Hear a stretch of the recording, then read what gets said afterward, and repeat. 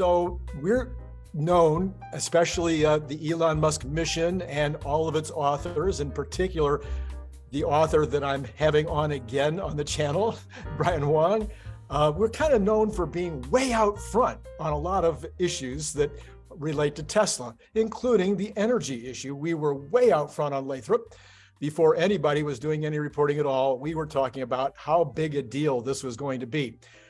So today I've got Brian Wang on, and we're going to be talking about not just the energy storage part of the story, we're going to be talking about the total story. And again, I think we'll be way out front everybody else.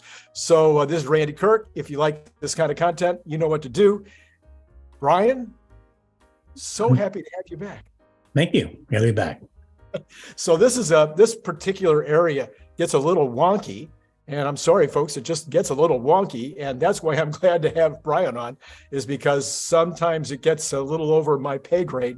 And where do we want to start this conversation? What do you think is the most interesting thing that Tesla is doing that the folks are not really tuned into yet? Well, one of the primary things that I think of is that there is the need for multiple Megapack factories. You probably need to put them into the different locations around the world, related to where the solar and the wind installations are at, because it's helping to smooth out the grid.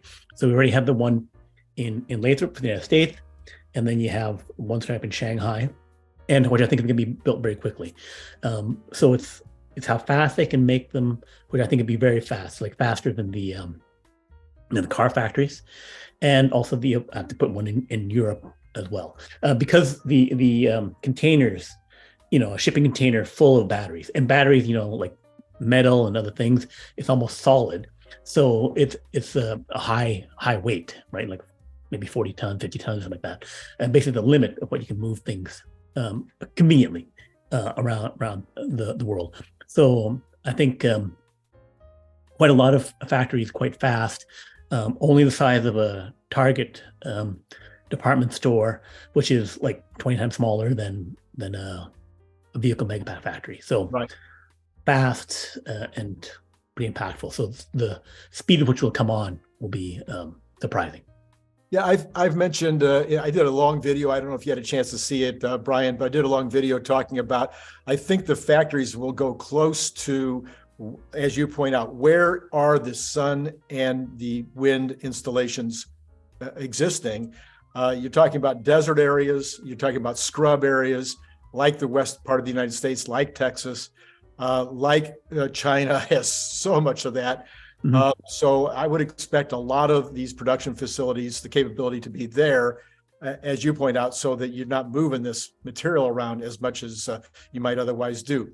So, and it was interesting. I don't know if you watched that long video yesterday or the day before with, I think it was Herbert that did the video no, it wasn't. It was Dylan Loomis did the video with the expert from England, who was talking about the different use cases for Megapacks.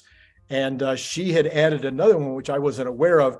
You have, I was aware of the problem, but not this as a solution. You have these places where you have the utility, the amount of energy going into a certain locale in the grid is commonly overwhelming. And you can't manage that amount of energy coming in because it's got no place to go. And, and normally you don't have any way to store it, but of course batteries have changed that. So apparently one of the biggest demands for Megapacks is these freestanding situations where there's no solar, no wind, no other reason other than to manage the load in a certain area. Right. So it's issues related to how the electrical grid works. That there's things like the frequency of electricity. So there's managing that. You want to have the 60 times per second. If I think it can be different, not in the United States, it can be a different level of that. And then how much energy is going on each line. So there's more nuance. People just think, okay, I flip on the switch, the energy flows. It's like you have power coming out of these giant reactors. They have to go to transformers to get stepped down. So there's a lot of things happening and they were more crudely managed before, because the grid in the United States started making it over 100 years ago when you started getting electricity, right? So you're laying down just dumb wire, and then you're sending it to big transformer stations. So all this technology is very old, and now it's getting updated and digitized. And then with the batteries, you can help to make the electricity behave even better, right? Because we have more demand. We have electronics and other thing. We get constantly getting, a little bit of a surge, and then the sensitive electronics in your microwave blow, or your a smart washing machine or something like that. And we've all probably had experience in recent time, the last 15, 20 years, where, okay, I shorted out the panel on the washing machine, the dishwasher, the microwave. And then they say, okay, well, we don't fix things anymore. We just have to take that whole board of electronics, yank it out and pop it in, or we just say, that's a write-off, right? So, and that happens for residential equipment and for commercial and industrial things. So having things behave better is really important. And then for places like, a factory, semiconductor factory, other things, like our demands on electricity are going up, right? And you need to have these kinds of devices to help manage that problem. Yeah, so it was pretty interesting to me. She actually kind of put the peaker plant in third place. She suggests, now she's an expert, doesn't mean she's right, but what she's seeing from the consulting standpoint, and she's looking at China, Europe, and the United States, was the number one was these standalones, and the number two was the wind and solar installations, and then number three, maybe peaker plants. So, and then she did mention things which a lot of other folks haven't, except you and I have, which is things like manufacturing facilities, government facilities, military installations, et cetera, that have the kind of demand that we're talking about, or have the kind of need that these folks are already starting to buy these mega packs, as well as smaller kinds of units, larger than a Powerwall, but smaller than a Megapack. Right. So yeah, so the energy industry is larger than the transportation industry. It's something that people have discussed. It's why, oil is so important. Oil being one of the three major kinds of fossil fuels, right? You have oil, coal, and natural gas. And everyone knows, we fight wars over oil and all that kind of stuff because, and the coal and natural gas are primarily more used for the energy generation storage, oil for the transportation aspect of things. So the coal and the natural gas plants are that part of that other equation.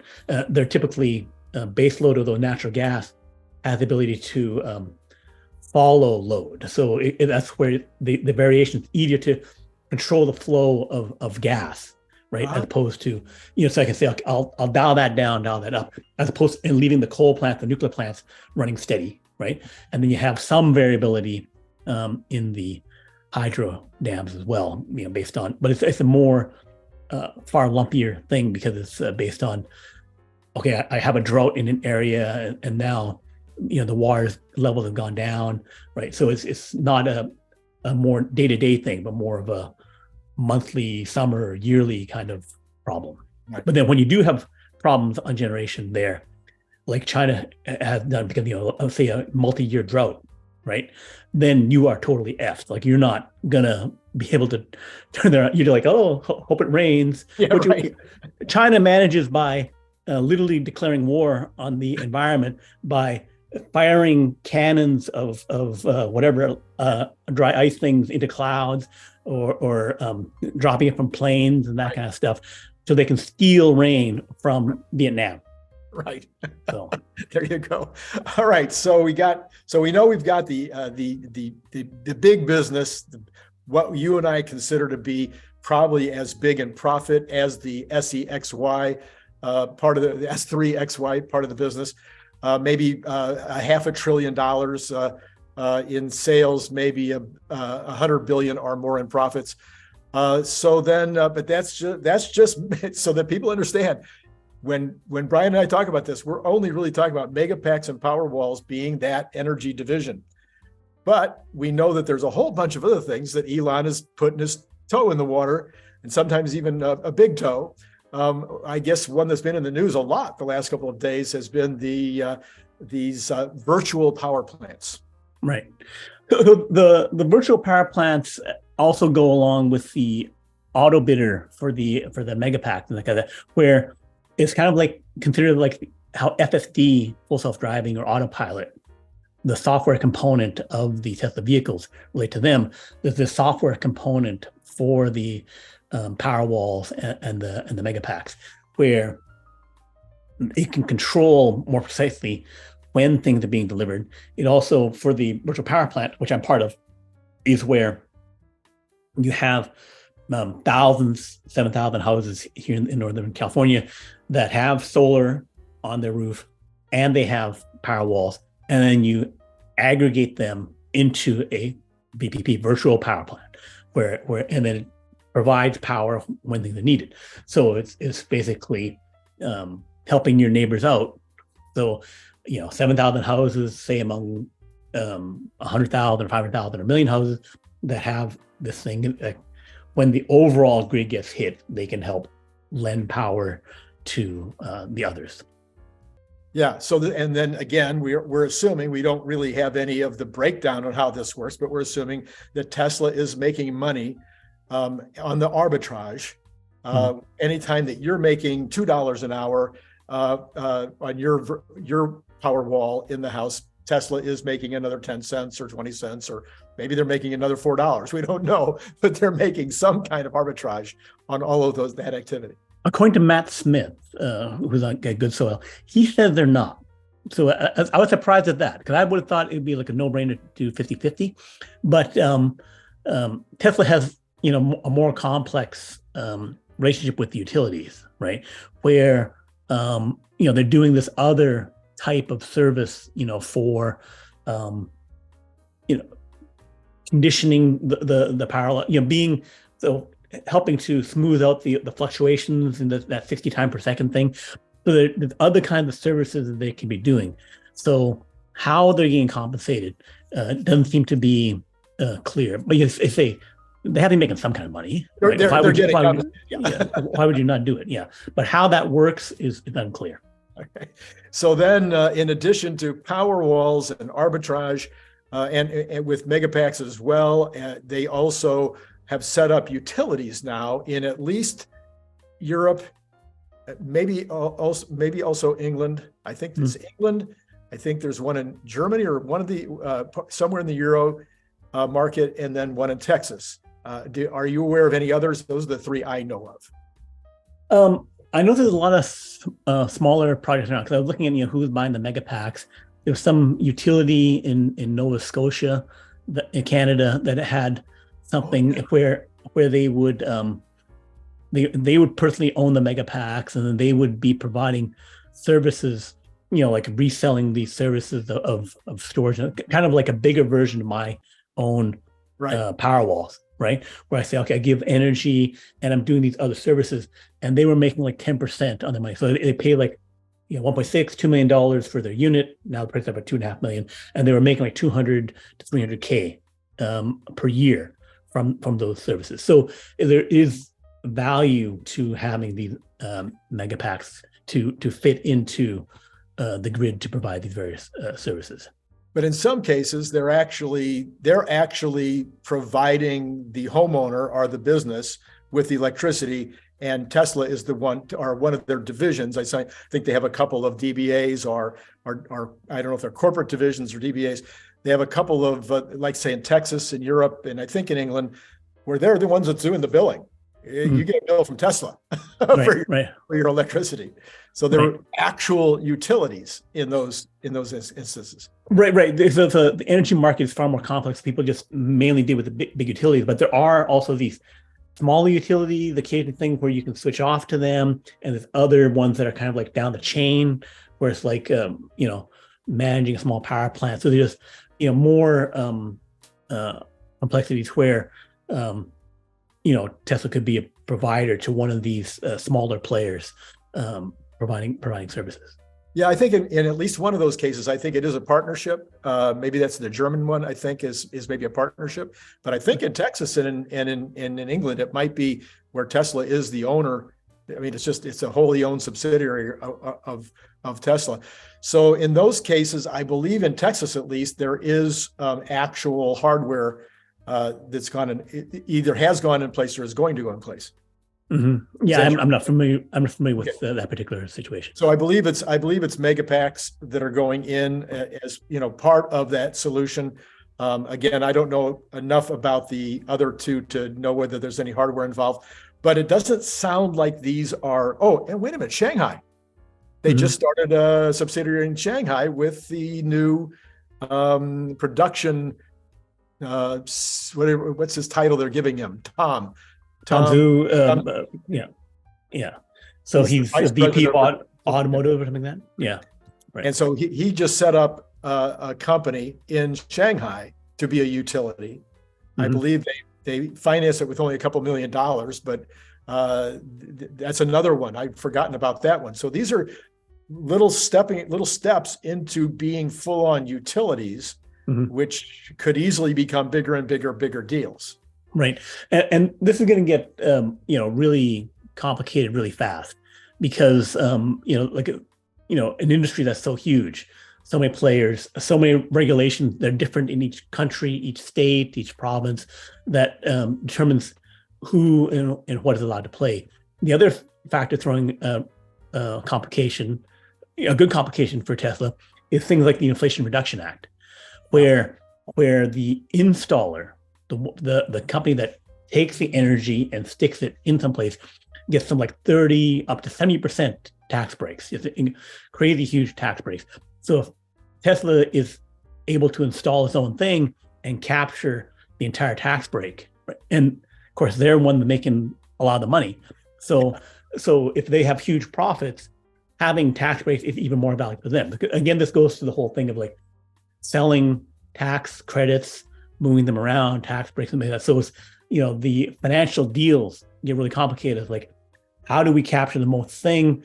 I'm the one installing it, but I got losses or I got other things. So you should have that part, but then cut me a deal because we know the financial numbers need to kind of all add up. So it just means that somehow they're sharing the money and Tesla's getting a cut of that. It helps them, in the sale, because everyone in business, so they kind of know you're making money on that. I want my cut, right? I'm enabling the thing to happen, right? So. Yeah. So once again, in those particular cases where they're setting up utilities, we don't know. We don't pretend here to know. We're just doing a lot of speculating. We don't pretend to know whether those facilities will eventually or currently have hardware. They would certainly have software. That's the whole benefit of being there, is so they can arbitrage. But then if they don't have hardware, they could in most cases. I'm thinking in California, for instance, and I think in some other states, the electric utilities are so heavily regulated that the utility commission, the California Utility Commission, decides whether you can raise the rates or lower the rates and what profit you can make and all this kind of thing. And they fall into special category in terms of the type of corporation they are, not exactly a nonprofit, but a utility.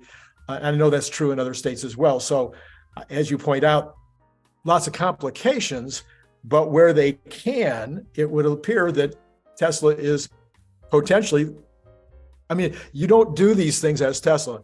Elon Musk is not doing these things in order to add a couple of $1 million a year to the bottom line.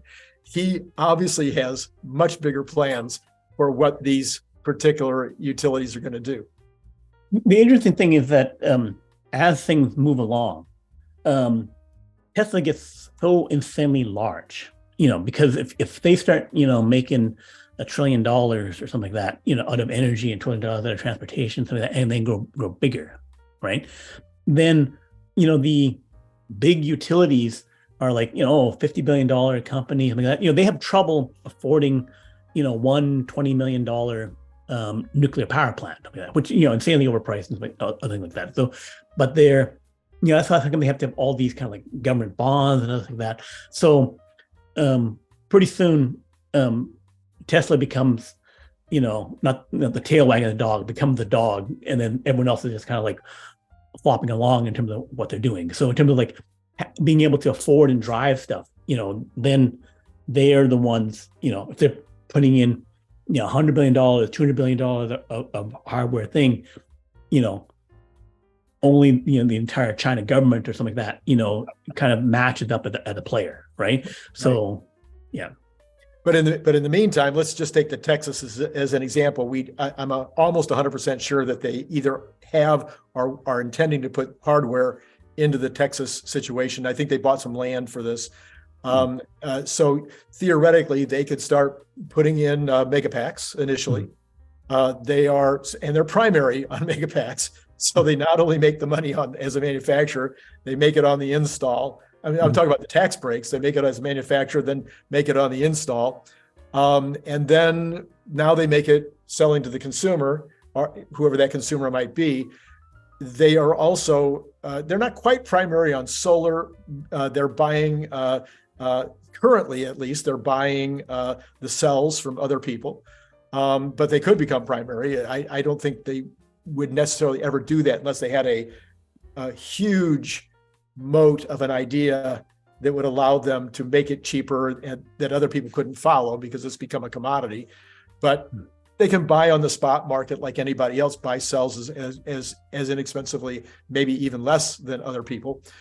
So they should be able to go into building huge solar farms that would be their own solar farm, their own Megapack, making it at every single level. They could become a major utility in Texas, which would be a pretty big business. So a few observations around the whole thing, a bit of context. Texas had some big power outage problem a few years ago in the winter, which is surprising. I think Texas got all this oil and natural gas and things like that.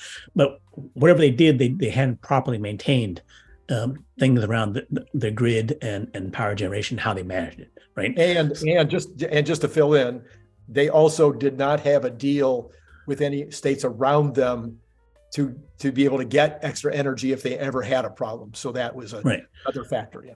Right. And then there's other issues like, the US is actually kind of 3 grids and then there's some joiner points and like that. So again, complications around the details about how stuff all works.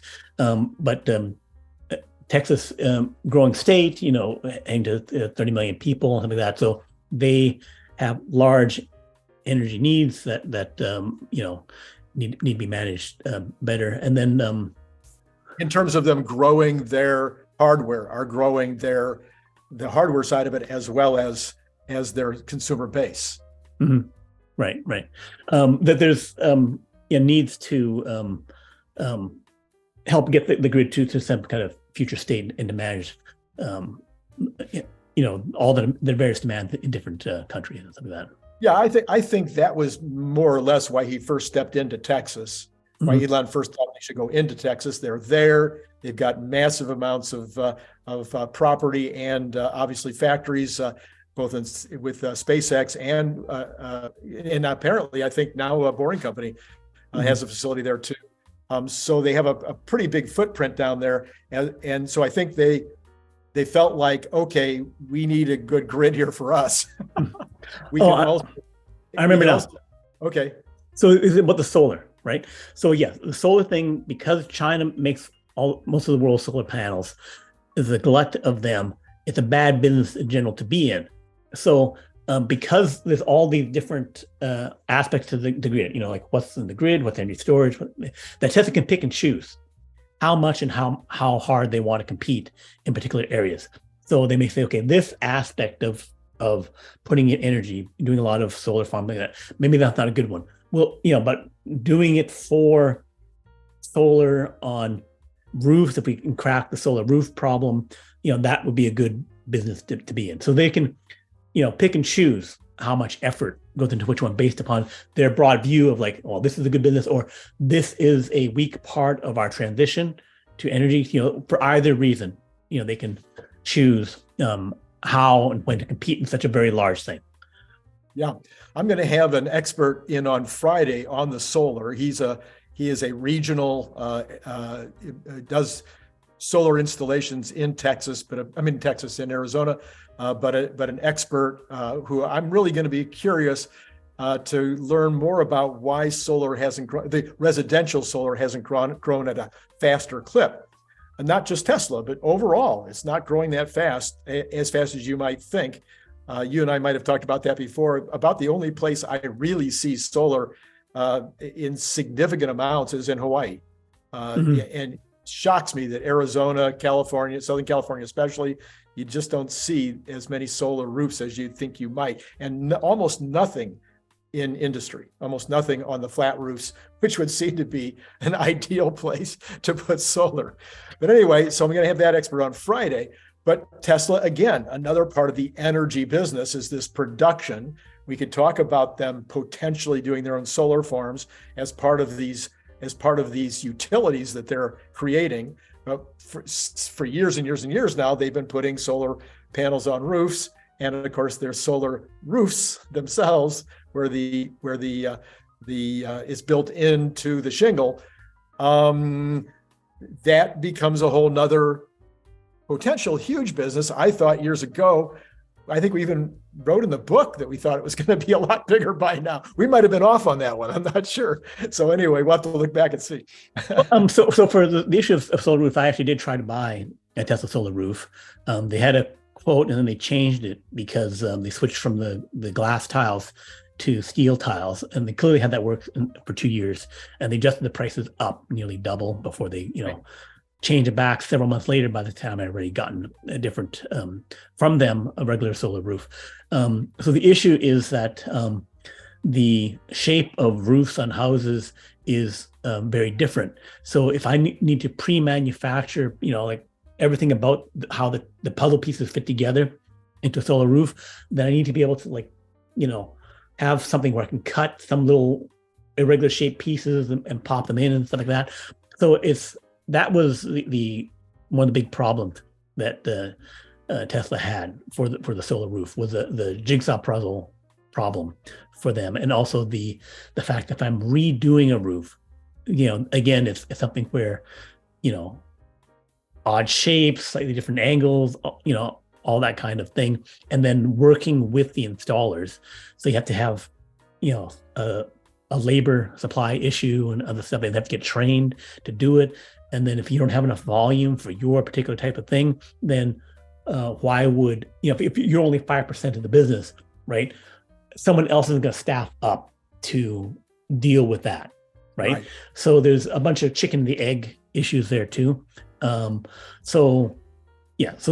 if they do it for standardized developments, so they can work with Lennar, the big home builders, and say, okay, this whole development, we're going to make these style houses, particularly ones where the builder had the process where they're making very precise houses, factory type built houses, where things are more standardized, right? Model 1, Model 2, Model 3, in the development, then they could, more mass produce roofs to that problem. And they are doing that in Texas. There's at least 2 or 3 developments in Texas where they're involved in terms of these solar roofs.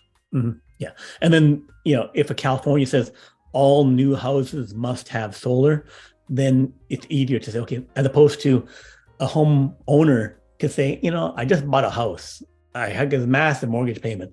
I don't want to tack on this other thing, of $50,000 or whatever onto this thing, even though I could save money over the next, X years, right? It'll pay off, but it's like, I'm not really to bite that bullet to make that happen. So then, and I may move in a few years. So and interestingly, I thought that what was the previous name of the company that Tesla bought?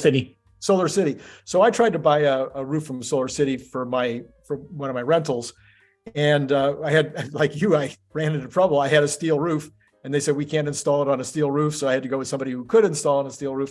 But having said that, Solar City was way more aggressive in terms of these leases, where they made sure you made money on them. And basically, you said, here's my $150 a month payment to the Southern California Edison, And they said, okay, we'll make your lease 120 and it'll never go up.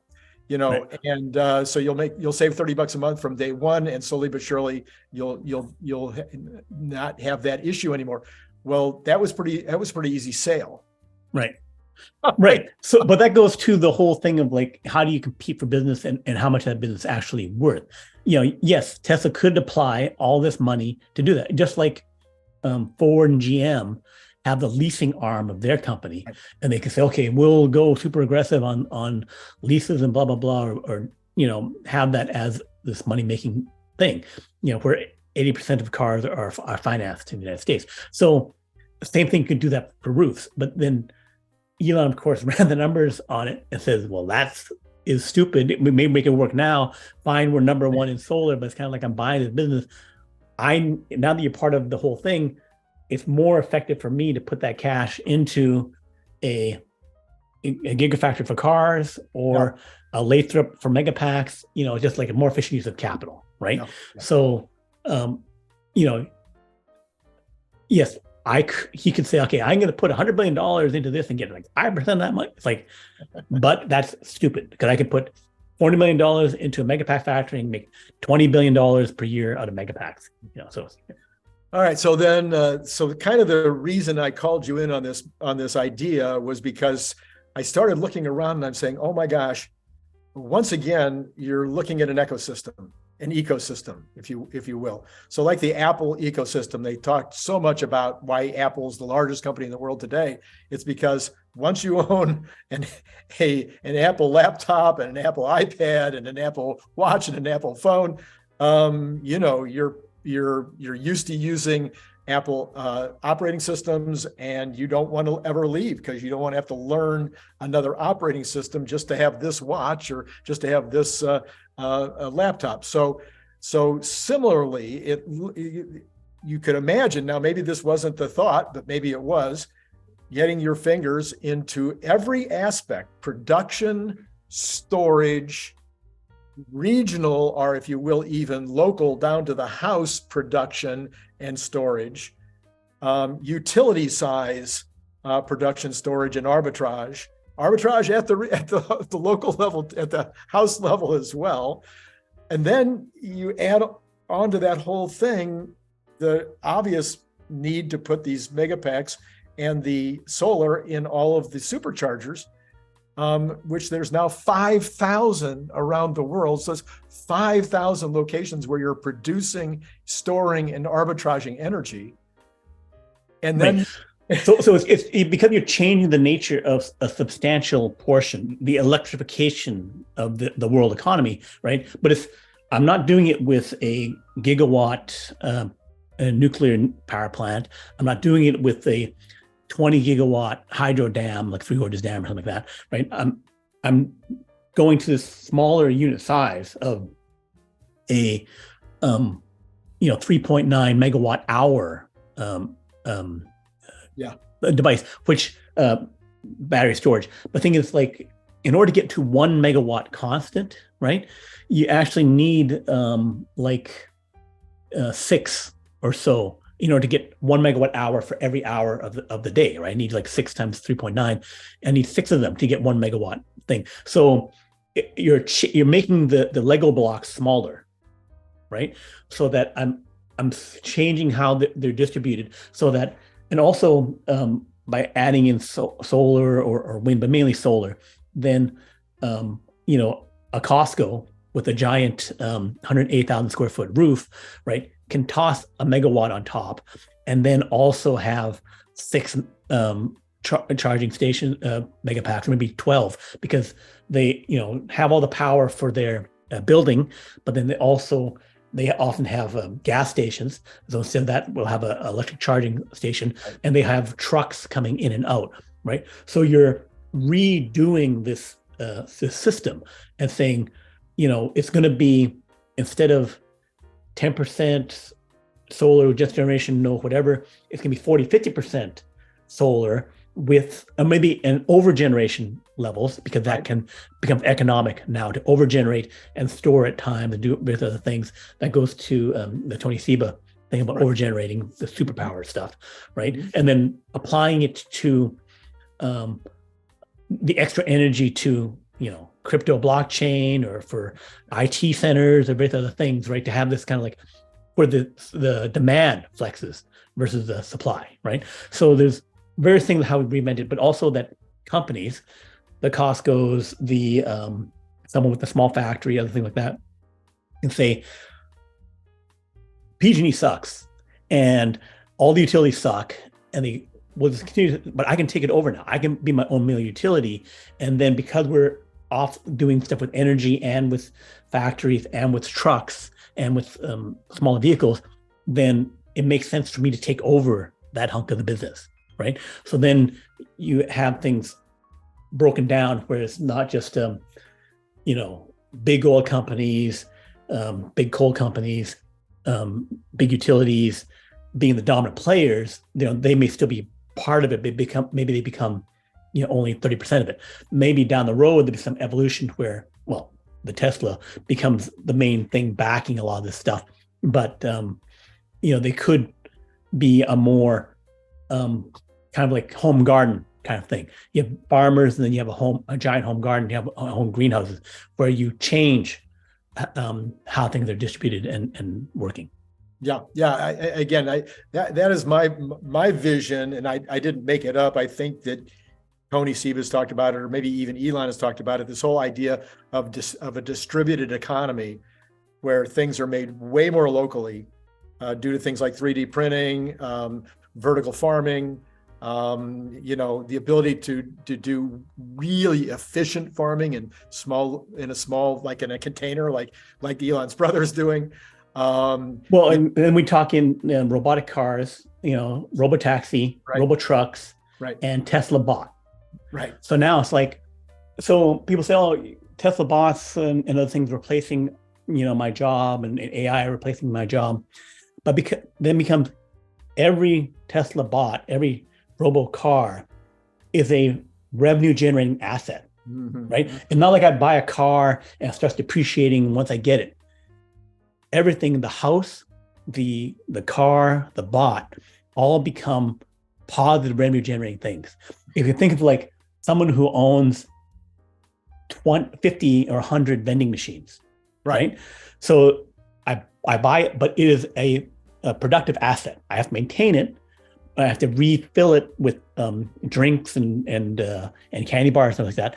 In Japan, these vending machines sell food, they sell other things. So they're a far more integrated part of the economy, because also the fewer people. It's an interesting phenomenon. But it's basically that these things become assets. So my job is owning 20 robo Cybertrucks. My job is owning 10 robo semi trucks and owning 100 Tesla bots, because they're doing work, and they're doing work for me, or I'm getting into other people. So it's the owning productive asset, owning the robo economy, right? Where it's like, you got to get the money and get into it to own this stuff, because that is not a job per se, but it's like, rental houses, right? The more rental houses I have, more units, then the richer I am. Right. Yeah. So, okay. So I think we've hit on all of the ways. In the comments below, let me know if we missed anything in terms of where Tesla currently is got its hand in the energy business. Brian, any other thoughts did we miss anything in terms of where they are in an energy business, in terms of production, storage, distribution? In terms of where things are now, where things are be close, I think we got most of it. There is stuff to dig through in terms of golden nuggets in the master plan part 3, where they say, down the road, there are these other things in terms of, material refining, in terms of working with hydrogen. They recognize that those things could be significant and stuff. And there's other things in the latter part of the plan where they go like, we do this and this, energy, fixed storage, and then we transportation, and then we do hydrogen, we do these other things. So there's stuff in the latter part of the plan and they kind of like say when it's going to happen, where we'll have to dig into that in a separate thing, because it's a more, Well, we did miss one. HVAC.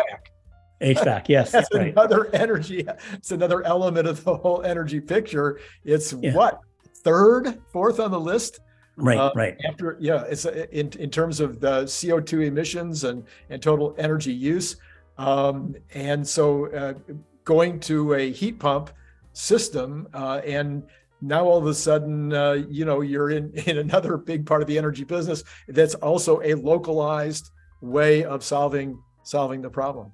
Right, and it's residential as well as commercial buildings.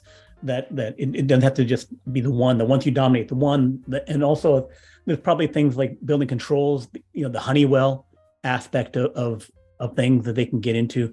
That when you are that big a part of the whole energy economy, that they end up crushing other companies just by accident. It's like, oh, Honeywell, you're crushed. It's like because we took over all of the thing. We took over residential. Yeah.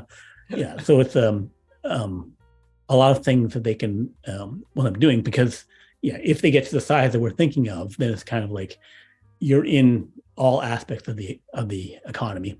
And then I think there's probably some interesting ways that it all fits together with SpaceX communications, Internet of Things, sensors and devices all around the world, and that kind of stuff. And I totally don't understand it. Maybe you do, because you're a real scientist. Is that they've talked for years about having energy transmitted to satellites or from satellites, or some kind of beam that would come down. And I don't. I'm like, my ex-partner used to say of airplanes, how do they fly? So how do you transmit energy in some way that would be efficient and effective? So space-based solar power, you can also beam it shorter distances, like 2 drones or 2 planes. And things. The military's been working about that kind of stuff. So I have talked to the various companies that are working towards that, and looked at the thing about space-based solar power. So the way to do it, you either can beam it, from space via, lasers or microwaves, or the RF radio frequencies is another way to beam them. And I think probably radio frequencies works out better for that. So it's basically just like a higher powered version of I'm communicating radio frequencies to my cell phone, right? Okay. So then I send it down across at higher power bandwidths, do it. But they can have it spread out enough where you kind of like, it's still just cell phone frequencies, but across many square miles. So then you have to have rectennas, that receive that. So you have this massive field, just like you think of a solar farm, but it's just a farm of rectennas where you're beaming down across this broad area to soak up all the power. So you mass produce the rectennas and have these array of satellites up there that would beam the power. And in terms of space-based solar power, something that other people don't think about. So we have 4,000 Starlink satellites up there. Yeah. Right? Each one has about 7 kilowatts of power. So that means 28 megawatts of power. So already over 100 times as much as the International Space Station, right? Because Space Station has about 200 kilowatts of power, but combined, those 4,000 satellites. And now we're putting up Gen 2 satellites, which are bigger, right? Gen 2 satellites are bigger, and they have a large transmitting antenna, about 50 square meters, right? About 60, 70 square yards. In order to send it direct, the bigger the antenna, easier it is to send to a smaller antenna. So send it down to your cell phone direct, right? That's the deal they did with T-Mobile, Rogers Communications in Canada, New Zealand, One New Zealand, which used to be Vodafone New Zealand. So all these companies are going to do this thing where they can have that. That's the free text and voice messages and low bandwidth data to every phone. So when you put up Gen 2 satellites, so let's say they get the Starship working, and one flies more often, flies more every time, they could pump up 100 times the satellites, or 1,000 times even more the satellites, and they can put it the big ones. So mass produce big Gen 2 or even bigger Gen 3 satellites. So instead of 7 kilowatts per satellite, 50 kilowatts, 200 kilowatts in the bigger ones. And then because I've got the fully reusable rocket going, within 3 years, maybe I got like 200,000 up there, right? So 200,000 at 100 kilowatts per, right? Because I've gone from the Gen 2, quickly scaled to Gen 3, right? Then 200K times 100 kilowatts. Then we're looking at 20 gigawatts. 20 gigawatts of power up there, just running my communication thing, right? Directly communicating to this even faster, right? But they can say, okay, let's figure out, how to beam it down in power to a particular zone on the planet. So pivoting over and saying, I already got 20 gigawatts up there. Now let me get serious and dedicate my power to that thing. So now I dump up 1 million satellites, each with a megawatt, right? And make it lighter thing, right? So then that's like a terawatt of power, right? And they could choose to do it to, if I got massive solar farms, right? Many square miles, say in China, they could say, I could just do it with mirrors. I could just say the sun is hitting these things up there and then reflect the light down. So I don't even have other electronics to convert it. I'm saying light stays light, and then I beam it down to the massive solar farm, the big target, multi-square mile target that I'm hitting down there, where I'm like constantly focusing these mirrors of light onto that thing. So then I don't even have to fancy electronics, this and that. Lightweight mirror in space that reflects light on it. The issue with that would be that people would say, I got another sunrise here, right? I got so much light coming on down that the thing is beaming down. So, but the birds would really have to stay away from that one, right? Well, if you have it big enough, then they're not getting fried. I see. But it wouldn't freak them up.